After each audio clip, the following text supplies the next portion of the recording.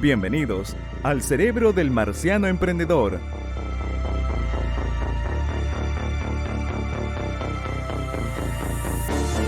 Un podcast para reflexionar y discutir negocios de otro mundo con Miguel Ángel Ruiz.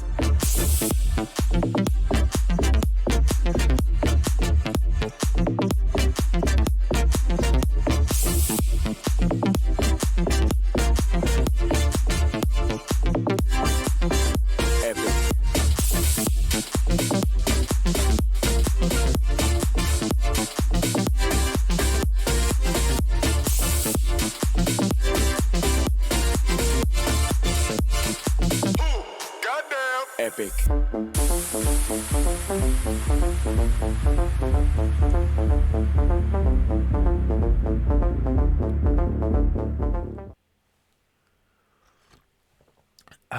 ¿Cómo están? Sean todos muy bienvenidos a un nuevo capítulo de Negocios de Otro Planeta. Gracias por estar conectados a este capítulo.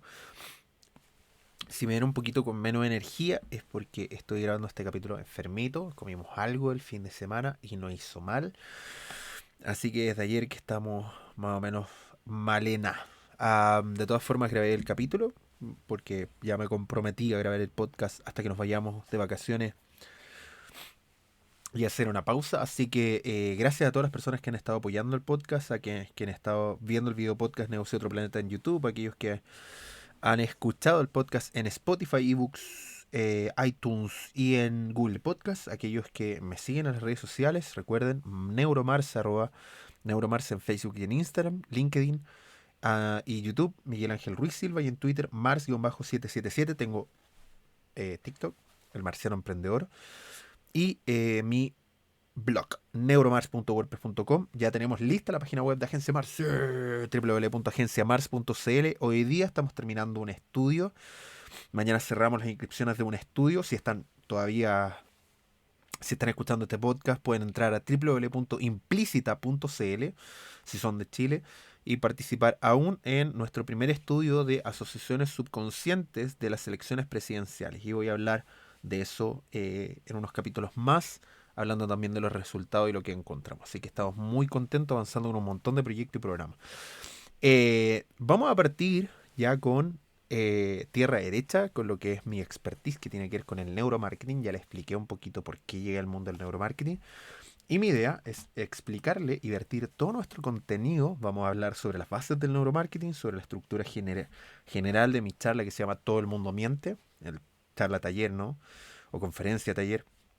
Todo el mundo miente, y vamos a hablar de distintos fenómenos que afectan desde el punto de vista de la neurociencia, la psicología, la toma de decisión de compras, como los riesgos, los miedos, etcétera, etcétera, etcétera. Así que vamos a ir detallando en los próximos capítulos y entramos de tierra derecha para después hablar de ventas, innovación, aunque comprenderán que siempre hacemos pausa entre medio para hablar una temática especial. De hecho, quiero partir con una de ellas.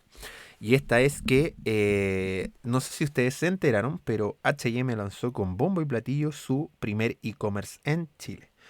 Eso hará unas 2 o 3 semanas.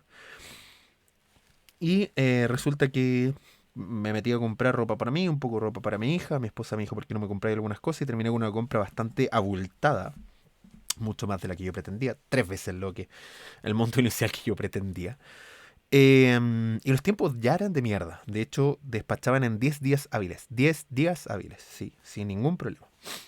Lo cual es un tiempo de mierda para ser H&M. Estamos hablando de una empresa multinacional, no estamos hablando de una empresa, un emprendimiento, ¿no?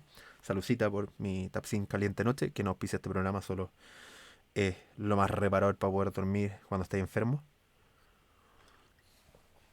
Y resulta que al 9º día, tipo 11:30 de la noche, tengo el horario para que me crean después. Pueden ver los dos últimos artículos en Negocios de Otro Planeta. Perdón, en neuromars.wordpress.com. Pueden leer los dos últimos de H&M para que vean que realmente el tiempo que indico, ¿no? Y el horario en que lo enviaron. A las 11:30 de la noche del día 9 indicaron que debido a la alta demanda no podrían enviar a tiempo, pero sin ningún beneficio iban a despachar de 15 a 20 días hábiles adicionales a los 10 días hábiles que habían prometido. O sea, una real mierda. No hay ninguna otra palabra de eso.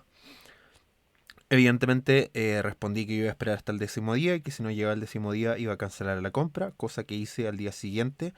Al terminar el día, cuando vi que no iba a llegar la compra, la cancelé de forma inmediata, me indicaron un código y me dijeron que tenía que esperar hasta que se confirmara la cancelación. Eso fue un día jueves la noche, madrugada, que cancelé la compra. Al día siguiente, dentro del mismo jueves y viernes, no confirmaron mi cancelación de compra. A la semana siguiente, tipo martes también, mismo móvil, 11:30 de la noche, enviaron un nuevo correo diciendo que no van a poder cumplir los 15 a 20 días hábiles, una mierda.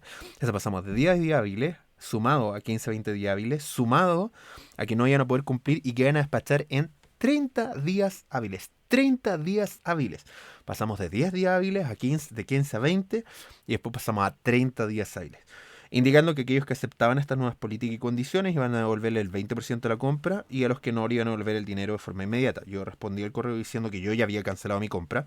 Dijeron que tenía que esperar la confirmación y le dije que supuestamente eran 3 días hábiles y a ese martes ya llegan 4 días hábiles y por lo tanto deberían haber confirmado mi cancelación del producto pedido después de hincharlo por todas las redes sociales y publicar en cada una de sus publicaciones. De hecho, si pueden ver sus redes sociales en Facebook y en Instagram, se dan cuenta que todas las últimas publicaciones tienen puros reclamos por no despacho. O sea, quiero que entiendan que con todo lo que ocurrió con Falabella, con toda la cagada logística que quedó en Falabella, con toda la cagada que quedó con los grandes retailers, las grandes empresas en Chile al principio de la pandemia, aún así no aprendieron absolutamente nada y la cagaron mal y feo. O sea, ¿cómo es posible que una persona que le gusta cierta marca termine odiando la marca simplemente por culpa de su mala logística, su mala operación, su mala planificación? Cualquier persona con dos dedos de frente sabe que si se lanzaba la tienda de H&M iba a ser un éxito de ventas porque H&M es una tienda que tiene bastante visita y de hecho si tú hay un H&M normalmente tienes que hacer fila para todo, fila para agarrar los productos, fila para probarte los productos, fila para pagar, fila para allá, fila para acá.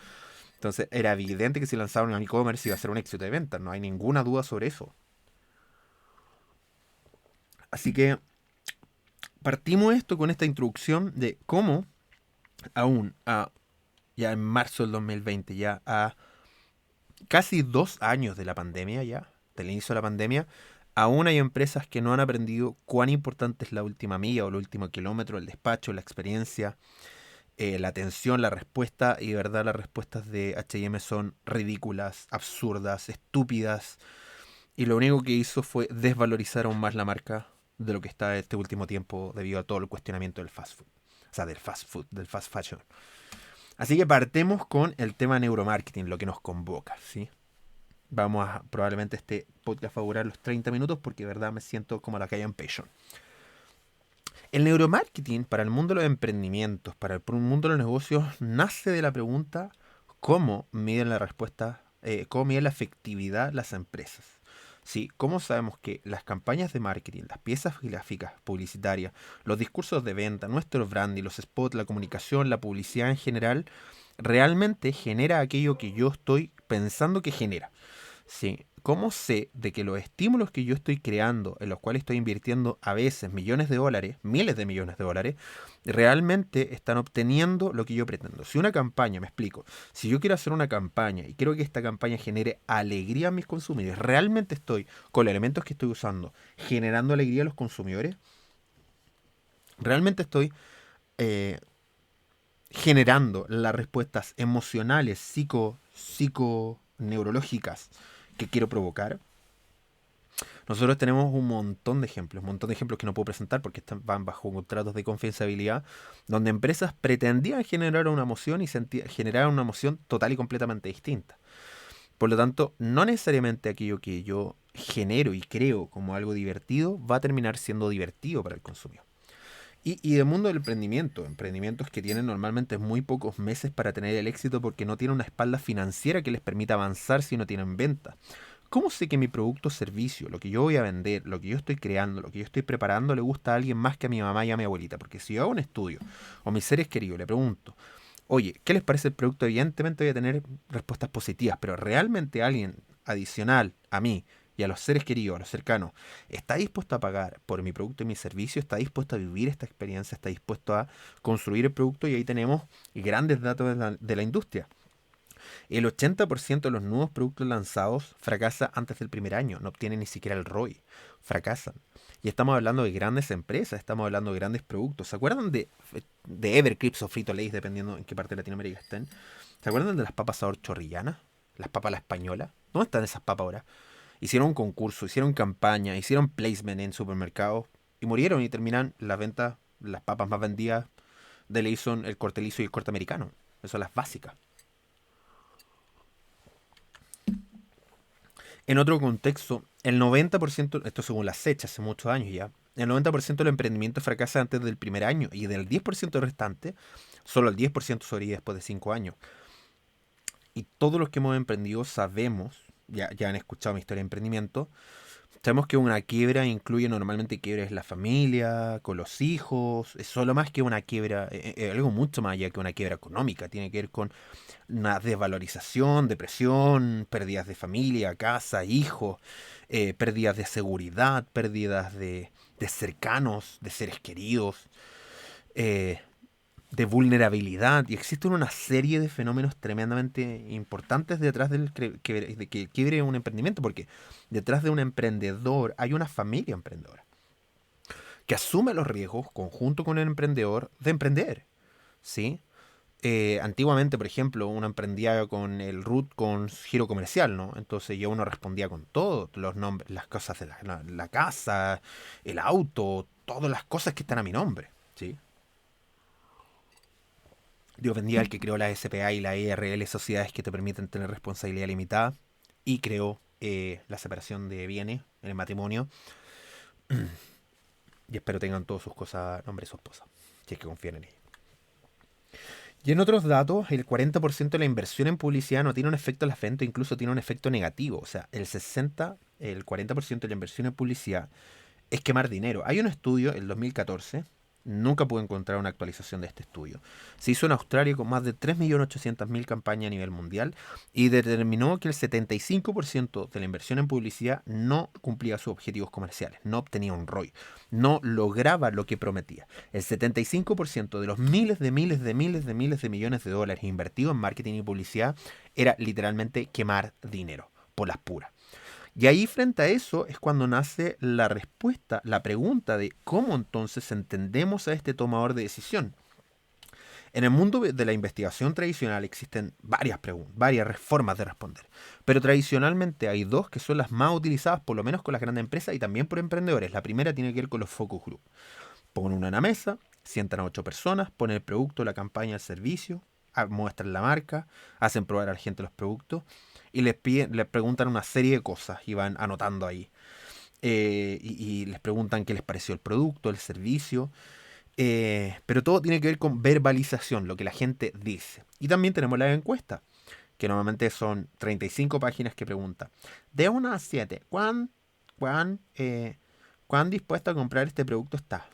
¿Muy en desacuerdo? ¿En desacuerdo? ¿Ni de acuerdo en desacuerdo? De acuerdo, muy de acuerdo. Y así vamos respondiendo un montón de preguntas que al fin y al cabo nos molestan, nos marean y terminamos solo queriendo terminar el estudio, ¿no? Y el problema de ahí no nace el nombre de esta charla, ¿no? Es que todo el mundo miente. Entonces, escuchar lo que dicen nuestros clientes de nuestra marca, producto y servicio es la peor forma de poder generar innovación, es la peor forma de saber realmente qué cree, piensa y siente nuestro consumidor sobre nuestro producto. Porque existe una dicotomía, existe una desconexión entre lo que digo que hago y lo que realmente hago. Normalmente, en estudios de focus group y encuesta, hay un montón de efectos sociales estudiados por Solomon Asch, un psicólogo conductual, un psicólogo social de los años 80, 70 o 60. Les voy a hacer un capítulo de Solomon Asch, tranquilo. Y él descubrió cómo hay efectos que influyen en nuestra percepción de los estudios. Está el efecto halo, está el efecto manada, y hay una serie de sesgos cognitivos que vamos a conversar en capítulos que afectan nuestra decisión de compra, nuestra percepción y lo que yo digo que hago realmente en un estudio consumidor. Y hay otras cosas que no voy a decir. Por ejemplo, si estoy haciendo un estudio de toallita higiénica y le pregunto a la niña cuánto menstrua y la toallita le sirve o no, es incómodo. Si estoy en una sala con 4 mujeres desconocidas, no voy a decir, no, sé que a mí menstruo chorreando y ninguna de las toallitas higiénicas que compro me sirve porque todas gotean. No voy a decir eso frente a otras personas desconocidas y por lo tanto estoy limitado por los efectos que están expuestos a aquellas personas que participan en estudios de grupo, ¿no? Y Néstor Braidot, escritor de Neuromarketing en Acción, un experto en neurociencias aplicadas de Argentina, ¿no? Que hoy día vive en España, está radicado en España. En su libro Neuromarketing en Acción tiene un subtítulo que me encanta y lo uso constantemente. ¿Por qué tus clientes se acuestan con otro si dicen que les gustas tú? ¿O por qué le pregunta a la gente si le gusta el producto o servicio? Dicen que sí. Si les gusta el precio, dicen que sí. Pone el producto en la góndola, pone el servicio en la góndola y nadie lo compra. Porque está esta dicotomía entre lo que la gente dice que hace. ¿Se acuerdan? Que yo les conté, ¿no? Las dicotomías que yo viví y experimenté cuando emprendí. Esta gente que decía hacer algo que terminaba no haciendo. Y yo me quedaba impactado, ¿no? Por la diferencia entre las respuestas sociales o respuestas verbales y lo que realmente terminaba haciendo la gente. Esa dicotomía despertó en mí esta necesidad de entender por qué la gente hace y dice cosas distintas. Y ahí es donde nace el neuromarketing. ¿Por qué la gente dice que sí y el cerebro dice que no? ¿O por qué el cerebro dice que sí pero la gente dice que no? Les voy a dar un caso específico. El caso de Donald Trump. En Estados Unidos se hizo un estudio. Todos los estudios menos uno en Estados Unidos daban a Hillary Clinton como ganadora. Por ningún motivo, Trump, según la encuesta, iba a salir presidente. Y magia, Trump salió presidente. ¿Por qué? Porque decir que voy a votar por Trump es socialmente mal visto, porque iba a ser asociado a racismo y a las cosas más negativas que pueden existir en Estados Unidos. Pero Estados Unidos sí es un país racista. Y sí aquellas cosas que decía Trump me hacían sentido. Y por lo tanto estaba dispuesto a votar por él, pero no estaba dispuesto a decir que votaba por él. Entonces, entre lo que la gente decía en una encuesta y lo que realmente la gente hizo en el momento de votar, hubo una dicotomía total. Todas las encuestas presidenciales en Chile en los últimos 4 años han fallado. Y lo único que han descubierto, lo único que han acertado es que hay segunda vuelta. Y lo siento, matemáticamente no hay padrón electoral para ganar en primera vuelta, a menos que sea un candidato muy excepcional, como por ejemplo Leonardo Farcas, que aúne el sentimiento popular y la gente vaya a votar. Normalmente los padrones electorales en Chile se dividen de forma muy pareja y por lo tanto es muy difícil, matemáticamente, no imposible, muy difícil que gane una persona en Chile de primera vuelta. Y por lo tanto, yo no necesito hacer ningún estudio para saber que en Chile va a haber segunda vuelta. Sí, porque la va a haber. Porque matemáticamente es imposible que tanto José Antonio Caz como que Gabriel Boric ganen en primera vuelta, o Proboste, o Parisi, o quien sea. Y por eso, nosotros, en relación a eso, nosotros lanzamos nuestro estudio de elecciones presidenciales de implícita o de asociación implícita, donde buscamos ver a qué era asociado de forma subconsciente cada candidato político, buscando aquellos valores en los cuales destacaban para crear discursos de venta, crear discursos políticos, crear propaganda que realmente conecte con aquellas cosas en las cuales la gente asocia. Y eso se puede extrapolar a marcas, productos, servicios, personas, en este caso políticos, ¿no? Por el contexto y por lo que estamos haciendo. Y hay dos casos muy interesantes sobre esto, que es el caso de Baileys, ¿sí? Para los que no saben, Baileys es un licor cremoso en base a whisky. Se hizo un estudio en Irlanda y se le preguntó a los irlandeses, en Irlanda está Dios Irlanda el whisky. En Irlanda hay una cultura del whisky, de hecho si van a Irlanda, por favor, nunca jamás le echen hielo al whisky, porque los van a sacar a patadas de cualquier bar irlandés real. Y resulta que se le hizo una consulta preguntando qué tal les parecía un licor cremoso en base a whisky. El resultado del estudio fue: Baileys es una mierda. ¿Cómo se le ocurre juntar leche o crema de leche con whisky? ¿Qué crimen, qué herejía que están haciendo? Y no tan solo el estudio determinó que el producto era una mierda, sino que determinó de que la gente iba a boicotear el producto. A ese nivel, boicotear el producto cuando estuviera en los puntos de venta. Y no tan solo creó una nueva categoría, que es el licor cremoso, sino que hoy día tiene alrededor del 38% de la participación en toda Europa. Así que Baileys fue un éxito de venta, pero la gente decía que no iba a comprar Baileys. Y por otro lado tenemos ATM Australia, que es una... ATM es un banco y son los precursores del cajero automático. Imagínense esto, estamos en un tiempo en donde la gente iba a hacer fila al banco a girar su dinero, hacía transacciones de forma presencial, tenía cajeros humanos frente a frente y tenía que mamarme todo lo que significa girar en un cajero humano o ir a un banco a girar dinero, lo que fuera. Y en ese contexto alguien dijo: ¿por qué no creamos un sistema computacional que esté conectado y que les permita a la gente dispensar dinero de forma automática a través de un computador conectado a una señal intrabancal internacional por internet. Y se hizo un estudio, y el estudio determinó de que era un fracaso total porque la gente no podía creer que iban a terminar haciendo transacciones frente a un computador. ¿Qué pasa si había un error en la entrega de dinero? ¿A quién le iba a reclamar si hay un computador? Entonces hubieron un montón de prejuicios sobre los robots y cómo iba a reemplazar a los cajeros humanos. Y hoy día yo no me imagino mi vida sin un cajero automático.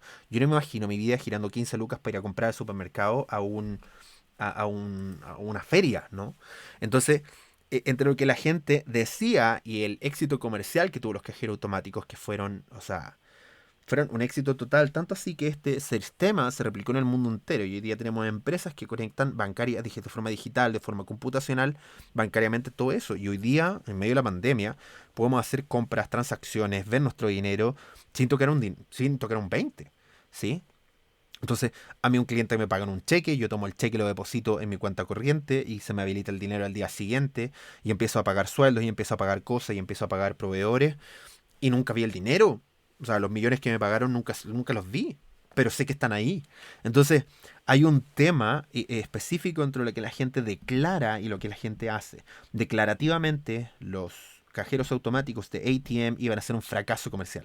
Nadie iba a querer hacer transacciones frente a un computador versus hacer transacciones frente a un humano. Los resultados comerciales es que hoy día el sistema de cajero es un éxito. Tanto así que en Chile se creó una empresa llamada Transbank que está a cargo y tiene el monopolio, o por mucho tiempo ha tenido el monopolio de las transacciones bancarias digitales. Y tienes Transbank y Red Compra, ¿no? Y crearon pedazos de servicio que son multimillonarios y que tienen un montón de utilidades y que finalmente ayuda, o no, a emprendedores a tener dinero. Y hoy día el pago virtual, o el pago plástico, o el pago digital se transformó en uno de los principales medios de pago, sobre todo en medio de la pandemia donde la gente ya no está utilizando dinero físico. Y por lo tanto nos damos cuenta de que entre lo que la gente decía y lo que realmente pasó, fue increíble. Martin Limström, escritor de distintos libros como Biology o Brainwashed o otros libros que tiene, eh, Small Data creo que tiene otro libro, dice que los productos son hechos en una fábrica, más las marcas son producidas en la mente de un consumidor. Así que los productos y servicios son creados en una fábrica o en un espacio, pero las marcas son conceptualizaciones etéreas que están generadas en nuestro cerebro. Vamos a hablar de las memorias, vamos a hablar de las emociones, vamos a hablar de la atención, emoción, recordación, vamos a hablar sobre los efectos que nos afectan, los efectos psicológicos, sociales y neurobiológicos que afectan la toma de decisión de compra. Eso es lo que pretendo en lo que viene del podcast. Así que si queremos ser una marca de éxito, tenemos que preguntarle a él. ¿A quién? Al cerebro del consumidor, no a las personas. Tenemos que medir cómo responde el cerebro frente a un estímulo y no preguntarle lo que la gente declara. Y finalmente esto es como la flecha FedEx o el oso de Toblerón. Googleen por favor flecha FedEx, googleen por favor el oso Toblerón y se van a dar cuenta que por mucho tiempo hubo una flecha y un oso en las marcas de FedEx y Toblerón correspondientemente. Y por mucho tiempo ustedes no lo vieron, pero ahora que los pueden ver, búsquenlo, googleenlo, se van a dar cuenta que desde ahora en adelante están sesgados para mirar la flecha y el oso de FedEx y de Toblerón. Asimismo, lo que busca el neuromarketing es afectar nuestra visión del consumidor, alejándonos de un consumidor racional y acercándonos a un consumidor que es tremendamente irracional y que basa sus decisiones en emociones, en instintos y en el grupo, más que en reflexiones racionales de compro esto porque es igualdad de condiciones, el que me entrega mayores prestaciones económicas y el más barato. Así que ahí nace una pregunta, y con esto vamos terminando este capítulo. ¿Somos racionales los seres humanos? Y esta pregunta nace de la frase René Descartes, el cogito ergo sum, me disculpan mi latino, ¿sí? Que es pienso luego existo, ¿sí? Algunos dicen que está mal traducida, pero es razono y después existo. O lo que decía Gary Becker, Premio Nobel de Economía, que en 1992 decía que los seres humanos tomaban decisiones racionales y a igualdad de condiciones elegía aquel que le entregara mayores prestaciones económicas y el que tuviera mayores prestaciones valóricas y le generara un menor valor económico. Y la verdad es que nosotros esa mentalidad, ¿no?, de que somos criaturas racionales, que pensamos, actuamos y después sentimos en un punto de venta, es totalmente distinta a la realidad, donde somos seres que racionalizamos, seres emocionales que tenemos la capacidad de racionalizar, donde nosotros vamos a un punto de venta, sentimos, actuamos y después nos justificamos de forma racional. A eso en neurociencia aplicada se le conoce como post-racionalización. Tomo una decisión de forma emocional que justifico de forma racional. Tomo una decisión que no sé por qué la tomé, pero mi cerebro cree saber por qué la tomo. Y por lo tanto yo no puedo confiar en lo que estoy escuchando, porque lo que estoy escuchando es una justificación racional de una decisión que tomé de forma emocional. Y por lo tanto tengo que pasar de la verbalización, de la justificación racional, e ir de forma directa, con distintas tecnologías, a entender cómo reacciona nuestro cerebro de forma biológica, emocional, social, cultural. ¿Sí? Antonio Damasio, en 1995, escribió un tremendo libro que se llama El error de Descartes, donde mostraba cómo cuando hay una desconexión entre las emociones y la toma de decisión o el córtex prefrontal, había literalmente problemas en la toma de decisiones, y descubrió lo importante que eran las emociones como base para tomar decisiones racionales. Y por lo tanto, desde ahí en adelante hablamos de una marca somática, aquellos elementos visuales, estéticos, olfativos, sonoros, que están en relación a una marca y que generan una huella somática en nuestro cerebro, que al ser rememorada genera y despierta las sinapsis o conexiones cerebrales para repetir los mismos sentimientos que sentíamos cada vez que escuchamos. Entonces, si nosotros nos enamoramos con una pieza de Chopin, por ejemplo, cada vez que yo escuche la pieza de Chopin voy a recordar de forma inmediata aquel amor que descubrí, porque finalmente asocio momentos, circunstancias, productos y servicios, elementos a distintos tipos de estímulos en relación en el contexto a el momento que guardé de forma emocional. ¿Sí? Y Daniel Kahneman escribió un libro en el 2002 que se llamaba Pensar rápido, pensar despacio, donde proponía, ¿no?, que entre más tú piensas algo, más la cagas, o piensa y errarás, o dicho de forma más profesional, entre tú más decides algo, más piensas algo, de peor calidad en la decisión que tú tomas, porque tu cerebro no está hecho para decidir de forma racional, sino para actuar de forma implícita, de forma subconsciente, de forma inmediata. Nosotros estamos diseñados para reaccionar, no para razonar y reflexionar, ¿sí? Reaccionar, estamos diseñados para reaccionar, no reflexionar. Y ahí nos dimos cuenta entonces que no somos seres racionales, que somos seres emocionales que racionalizamos. Y ahí nos dimos cuenta que tenemos un cerebro salvaje que tiene 3 tareas principales: sobrevivir con los recursos mínimos y reproducirse. Y por lo tanto cualquier cosa que no me ayude a sobrevivir, a ahorrar energía o reproducirme no me interesa, porque finalmente no está generando de forma implícita, explícita, de forma emocional las respuestas que yo necesito para tener una acción o una acción de compra. Y nuestro cerebro salvaje, la verdad sobre nuestro cerebro es que no guardamos toda la información de lo que vemos y pensamos, y cada vez que tratamos de activar una memoria la cambiamos, porque finalmente cualquier recuerdo superior a 10 años en nuestro cerebro es falso, porque cada vez que rememoramos ese recuerdo lo imprimimos de las emociones que estamos sintiendo en el momento, y por lo tanto agregamos detalles que antes no estaba. Y usamos shortcuts subconscientes o atajos para hacer decisiones que son influenciadas por hábitos, experiencias, intuiciones y emociones. Y ahí hablamos de la heurística. Hay aquellos conocimientos que están en nuestro subconsciente que nos hacen tomar decisiones rápidas, milisegundos, sin ser conscientes de eso. Una decisión de compra dura 7 segundos, perdón.